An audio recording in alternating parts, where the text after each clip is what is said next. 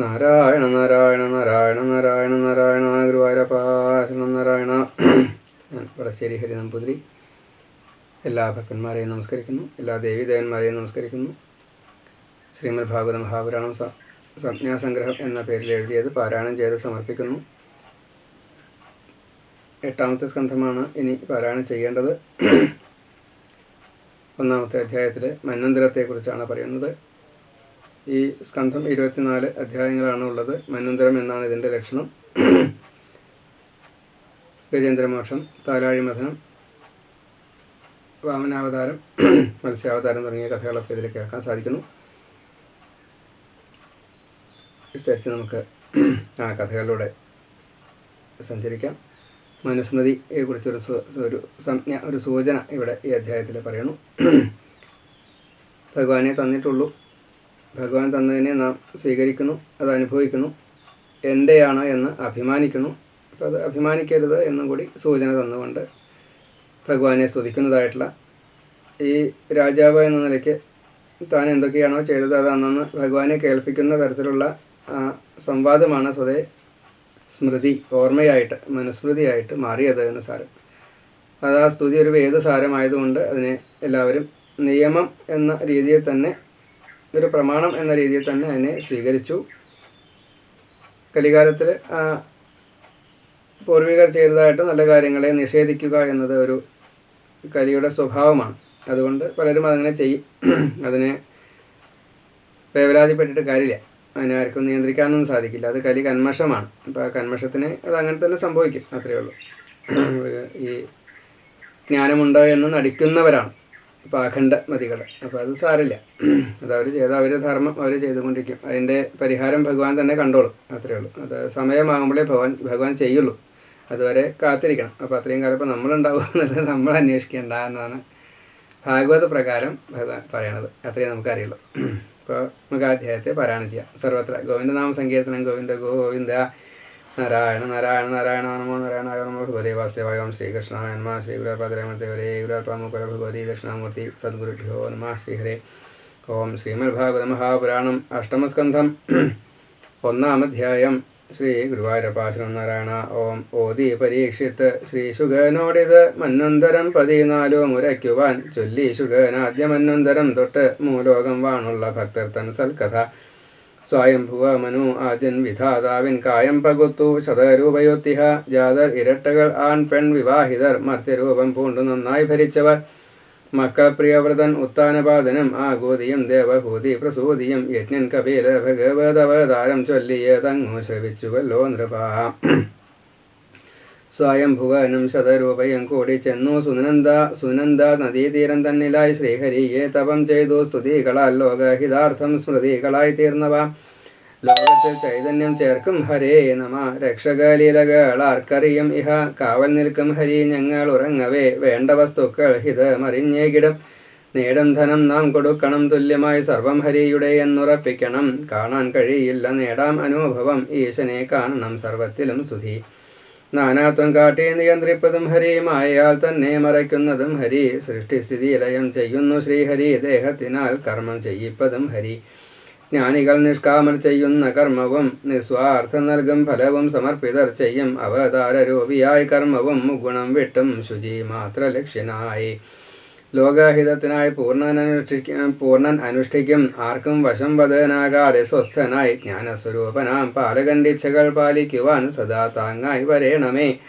ശുദ്ധനായി ജീവിക്കും നിത്യം സ്മരിച്ചിടം ലീലകൾ ഞാൻ ജീവൻ മുക്തനായി കണ്ടിടം. ഭാഗവത തത്വം ഓതി നിയമമായി വർണ്ണാശ്രമധർമ്മമായത് പാരിതിൽ. അപ്പോൾ മനുവിനെ തിന്നാനായി രാക്ഷസർ യക്ഷരം വന്നു സുയജ്ഞനാൽ വധ്യരായി. മന്വന്തരത്തിൽ മനുപുത്രൻ ഇന്ദ്രനും ദേവകൾ സപ്തർഷി അംശാവതാരവും ചേർന്നു ഭരിക്കുന്നു കാലാനുസാരമായി. 2ാം മനുവായി സ്വാരോജിഷ മനു അംശാവതാരം വിഭു. ഇന്ദ്രൻ രോചനൻ 3ാം മനുവായി ഉത്തമൻ ശ്രേഷ്ഠനും.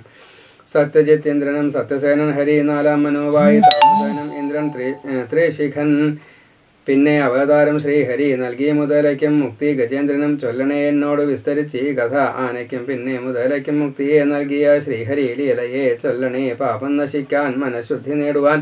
ശ്രീകൃഷ്ണ അർപ്പണമസ്തു. ശ്രീ ഗുരുവായൂരപ്പ ശരണം. ശ്രീമദ് ഭാഗവത മഹാപുരാണം സംജ്ഞാസംഗ്രഹം 8ാം സ്കന്ധം 1ാം അധ്യായം സമാപ്തം. സർവത്ര ഗോവിന്ദനാമ സങ്കീർത്തനം. ഗോവിന്ദ ഗോവിന്ദ. ശ്രീ ഗുരുവായൂരപ്പ ശരണം. നാരായണ നാരായണ നാരായണ.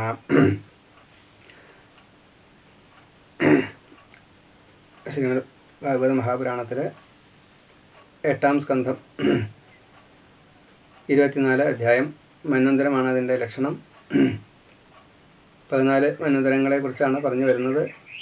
അപ്പോൾ ആദ്യത്തെ മന്വന്തരം സ്വയംഭുവൻ, അത് വിശേഷിച്ച് നമ്മൾ കുറേ കേട്ടു. 4-ാം സ്കന്ധം മുതൽ അത് കേട്ടു. പിന്നെ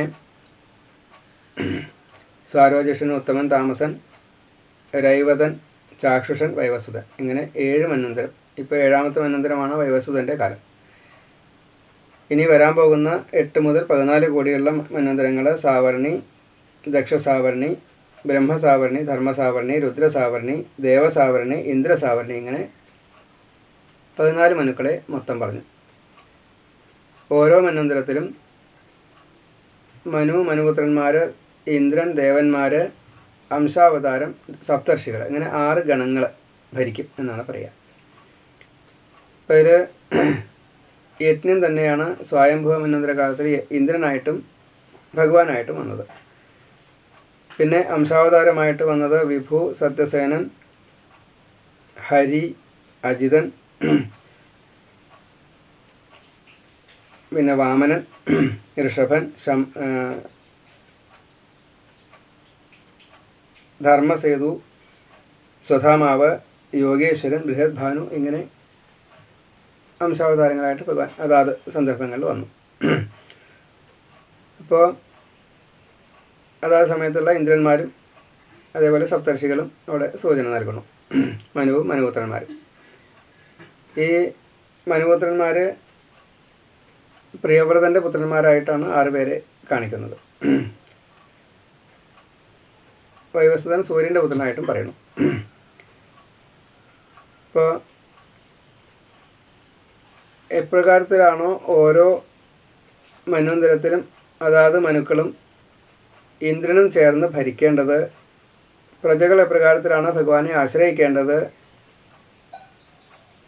നമ്മെ എങ്ങനെയാണ് ഇവിടെ എത്തിച്ചത്, ഇവിടെ ഈ നാനാത്വം വരാനുള്ള കാരണം എന്താണ്, നമ്മൾ പാലിക്കേണ്ട നിയമങ്ങൾ എന്തൊക്കെയാണ്, ലക്ഷ്യം എന്താണ്, മാർഗം എന്താണ്, ഇങ്ങനെ വിസ്തരിച്ച് വേദസാരത്തെ പറയുന്നതാണ് മനുസ്മൃതി. അപ്പോൾ ആ മനുസ്മൃതിയെ നിഷേധിക്കൽ കലികാലത്തിൽ സംഭവിക്കും. അതിനെപ്പറ്റി അത്ര വേവലാതിപ്പെടണ്ട എന്ന് തന്നെയാണ് പറയണത്. കാരണം കലിയുഗം കന്മഷത്തിൻ്റെ ഒരു കാലമാണ്. അപ്പോൾ അതിനെ നേരാക്കേണ്ട സമയത്ത് ഭഗവാൻ നേരാക്കിക്കോളും. അപ്പോൾ നമ്മൾ അത്രയും കാലം ക്ഷമിക്കുക, അത്രയേ പറ്റുള്ളൂ. നമ്മൾ അത്രയും കാലം ഉണ്ടാവുമെന്നുള്ള നമ്മൾ അന്വേഷിക്കേണ്ട. കാരണം ഭഗവത് ഇച്ഛയാണ് ഈ ജീവനെ ശരീരത്തോട് കൂടിയിട്ട് ബന്ധപ്പെടുത്തുന്നതും കർമ്മങ്ങളെ ചെയ്യിക്കാനുള്ള തീരുമാനമെടുക്കുന്നതും. അത് ഭഗവാന്റെ നിയമം, അത്രയേ ഉള്ളൂ. നമ്മളതിൽ ഭാഗഭാക്കാകുക, അത് ഭഗവത് അർപ്പിതമാക്കി തീർക്കുക, അത്രയും മനുവും പറഞ്ഞിട്ടുള്ളൂ. ഒരു മന്വന്തരം എന്ന് പറഞ്ഞു കഴിഞ്ഞാൽ 1000 ചതുർയുഗം. ഇപ്പോൾ 1000 ചതുർയുഗം ഒരു ബ്രഹ്മപകലാണ്, കൽപ്പം. അത്രയും കാലം 14 മനുക്കളാണ് ഭരിക്കുക. അപ്പോൾ 1000 ചതുർയുഗം ബ്രഹ്മാവിൻ്റെ പകല് 14 മനുക്കൾ ഭരിക്കും. അതിൽ ആദ്യത്തെ മനുവിനെ കുറിച്ചാണ് പറഞ്ഞത്. തൊട്ട് പറയാൻ തുടങ്ങിയാണ്. മുഴുവൻ വിസ്തരിച്ച് അത് പറയണില്ല. പിന്നെ 4-ാമത്തെ മന്വന്തരം തൊട്ടേ ശരിക്കും വിസ്തരിച്ച് പറയണുള്ളൂ. അപ്പോൾ ഈ ആദ്യത്തെ മന്വന്തരത്തിൽ തന്നെ മക്കളിൽ ഭഗവാനും അവതാരം ചെയ്തിട്ടുണ്ട്. അപ്പോൾ അതാണ് ഈ പെൺകുട്ടികൾ ആഗോതിയിൽ യജ്ഞ രുചിക്ക് ഉണ്ടായി. അതുപോലെ ദേവഹൂതിയിൽ കർദമന് കപിലനുണ്ടായി. പ്രസൂതിയിൽ ദക്ഷന് പുത്രനുണ്ടായത് മറ്റേ സതി ആണ്, പുത്രിയല്ല, പുത്രനല്ല പുത്രിയാണ്, സതിയാണ്. അതേപോലെ ഈ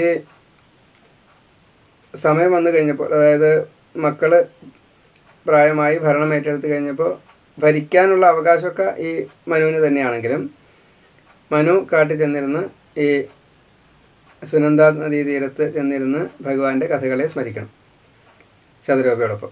അപ്പോൾ ആങ്ങളെയും പെങ്ങളെയും കൂടിയിട്ടാണ് അന്ന് കല്യാണം കഴിച്ചത്. പിന്നീട് അത് വേണ്ട എന്ന് മനു തന്നെ പറഞ്ഞിട്ടുമുണ്ട്. ഇപ്പോൾ മനുസ്മൃതിയെക്കുറിച്ചാണ് പിന്നീട് ഒന്നിങ്ങനെ സൂചിപ്പിക്കുന്നത്. അപ്പോൾ ഈശ്വരൻ ആരാണ്, നാം ആരാണ്, നാം എവിടെ നിന്ന് വന്നു, എന്ത് ചെയ്യണം, എവിടെയൊക്കെ വസിക്കും, ലക്ഷ്യം എന്താണ്, എന്തിനാ വന്നത്, ആരെ ആശ്രയിക്കണം, ഈ നാനാത്വം എങ്ങനെ, കാലവ്യത്യാസം വരാനുള്ള കാരണം, ഇങ്ങനെ ഭഗവാനെ കുറിച്ച് ഈ മനു അറിഞ്ഞതൊക്കെ എഴുതി അത് ഭഗവാനെ തന്നെ കേൾപ്പിച്ചു. അത് സ്തുതിയായിട്ട് മാറി, വേദസാരമായിട്ട് മാറി. ഈ പ്രപഞ്ചത്തിന് ചൈതന്യം കൊടുക്കുന്നത് ഭഗവാനാണ്. ആ ഭഗവാന്റെ പൂർണ്ണത ആർക്കും അറിയില്ല. നാം ഉറങ്ങുമ്പോൾ പോലും കാവലായിട്ട് നിൽക്കുന്നത് ഈ ഭഗവാനാണ്. ഈ സത്തും അസത്തും, അകവും പുറവും, സ്ഥാവരവും ജംഗമവും, ചേതനവും അചേതനവും, നിൽക്കുന്നതും നടക്കുന്നതും ഇല്ലേ, അങ്ങനെയുള്ള ഏതെല്ലാം വ്യത്യാസമൊക്കെ ദ്വന്ദ്ങ്ങളാണ്. അപ്പോൾ അതൊക്കെ ഭഗവാന്റെ ഇഷ്ടപ്രകാരം നടക്കണം. ഈ സർവ്വവ്യാപിയായിട്ടുള്ള ഭഗവാൻ അന്തര്യാമിയാണ്, സാക്ഷിയാണ്. അപ്പം നമുക്ക് തരുന്നത് ഭഗവാനാണ് എന്ന് ഉറച്ച് വിശ്വസിച്ചിട്ടില്ലെങ്കിൽ നമ്മൾ തന്നെയാണ് വിഡ്ഢികളാവുക. അപ്പോൾ നമുക്ക് സംസാരം ഒരിക്കലും മറികടക്കാൻ സാധിക്കില്ല. അപ്പോൾ എന്താണോ ഭഗവാൻ തന്നത് അതിനെ നമ്മൾ സ്വീകരിക്കുകയും വേണം, ഭഗവാന് തന്നെ കൊടുക്കുകയും വേണം എന്നാണ് മനു പറയണത്. നിഷേധിക്കണ്ട എന്ന് തന്നെയാണ്. നിഷേധിച്ചാൽ ഭഗവാൻ തന്നതിനെ നിഷേധിച്ചാൽ ഭഗവത് നിഷേധമായിട്ടാണ് മാറുക. അപ്പോൾ അത് വേണ്ട. കാളിയൻ പറഞ്ഞ കൂട്ടത്തിൽ അങ്ങ് ഞങ്ങൾക്ക് തന്നത് വിഷവും ഈ ക്രോധ സ്വഭാവമാണ്, അത് ഞാൻ തിരിച്ചു തന്നു, അതിന് എന്തിനാ ഭഗവാൻ എന്നോട് ശുണ്ഠി എടുക്കണത് എന്നാണ് ചോദിച്ചത്. അപ്പോൾ സ്വന്തം ധർമ്മം വേഷം കെട്ടിയാൽ അത് ആട തന്നെയാണ്. ഹിരണ്യകശിപു ഭഗവാനെ കൊല്ലാൻ വേണ്ടി ചെന്നത് ഈ ആസുരഭാവം ഉള്ളത് കൊണ്ട് തന്നെയാണ്. തനിക്കാണ് മരണം എന്നറിയാം എന്ന് രാവണൻ നല്ലോണം അറിഞ്ഞിട്ട് തന്നെയാണ് സീതയെ കട്ടത്. അത്രയേ ഉള്ളൂ. അപ്പോൾ ഭഗവാന്റെ ഇച്ഛയാണ് അതൊക്കെ. ഈ 18 സാക്ഷികളിലൂടെ, അതായത് പഞ്ചഭൂതങ്ങൾ, രാത്രി പകൽ, സന്ധ്യ, 2 സന്ധ്യ, 4 ദിക്ക്, അന്തരീക്ഷം, ധർമ്മൻ, കാലം, അതേപോലെ ചന്ദ്രൻ, സൂര്യൻ, ഇവരൊക്കെ ഈ 18 സാക്ഷികൾ പെടും. 19ാമത്തെ സാക്ഷിയായിട്ടുള്ള ഭഗവാൻ എല്ലാ കാര്യങ്ങളും അറിയും. നമ്മൾ ചിന്തിക്കുന്നതിൻ്റെ മുന്നേ എന്നതാണ് ചിന്തിക്കുക എന്ന് ഭഗവാൻ അറിയാം. ആ രീതിയിൽ ഭഗവാൻ ഭരിക്കും. അപ്പോൾ അതിൽ നമ്മൾ വേവലാതിപ്പെടേണ്ട, ദുഃഖിക്കേണ്ട. നമ്മളെ അവമാനിക്കാൻ ആൾക്കാരുണ്ടാവും, നമ്മളെ അനുകൂലിക്കാനും പ്രശംസിക്കാനും ആൾക്കാരുണ്ടാവും. അതൊക്കെ ഭഗവത് ലീലയായിട്ട് മാത്രം കാണുക, നമ്മൾ മാറി നിൽക്കുക. അത് ഒരു ആജ്ഞയാണ് ഈ മനുവിൻ്റെ. അപ്പോൾ പ്രപഞ്ചം ഉണ്ടാക്കിയത് അത് നിലനിൽക്കാൻ വേണ്ടിയിട്ടുള്ള സൂത്രങ്ങളായിട്ട് ഈ കാമാദികളെ ഭഗവാൻ കൊടുത്തു. കാമക്രോധ ലോഭ മോഹാദികളെ. അതുകൊണ്ടാണ് സ്വഭാവം ഇങ്ങനെ വരാൻ കാരണം. സ്വഭാവം നമ്മൾ വരുമ്പോൾ കൊണ്ടുവരുന്നതാണ്. അപ്പോൾ ഈ സ്വാതന്ത്ര്യം, സ്വസ്ഥത, മറ്റേ സന്തോഷം, ഇതൊക്കെ നഷ്ടപ്പെടുമ്പോൾ നമുക്ക് വല്ലാത്ത വേവലാതി ഉണ്ടാവാനുള്ള കാരണം അതൊക്കെ നമ്മൾ വരുമ്പോൾ കൊണ്ടുവന്നതാണ്. അതുകൊണ്ടാണ് ഭഗവാനായിട്ട് നമുക്ക് പൂർണ്ണമായിട്ട് അറിയാനും കഴിയില്ല. ഭഗവാൻ ജ്ഞപ്തി മാത്രമേ ഉണ്ടായെന്നേ അറിയുള്ളൂ. എന്തൊക്കെയോ നമുക്ക് തരും ചെയ്യും, പക്ഷേ അത് തരുന്നത് നേരിട്ട് ഭഗവാൻ തരുമല്ല ചെയ്യുക, ആരിലൂടെയെങ്കിലും തരും. ആ തരുന്ന ആളെ ഭഗവാനായിട്ട് കണ്ടാൽ മതി, ആയിട്ട് പതിവില്ല. അപ്പം അത് വേണമെന്നാണ് ഭഗവാൻ ഈ പറയണത്. ഇതൊക്കെ എന്തിനു വേണ്ടിയിട്ടാണ്?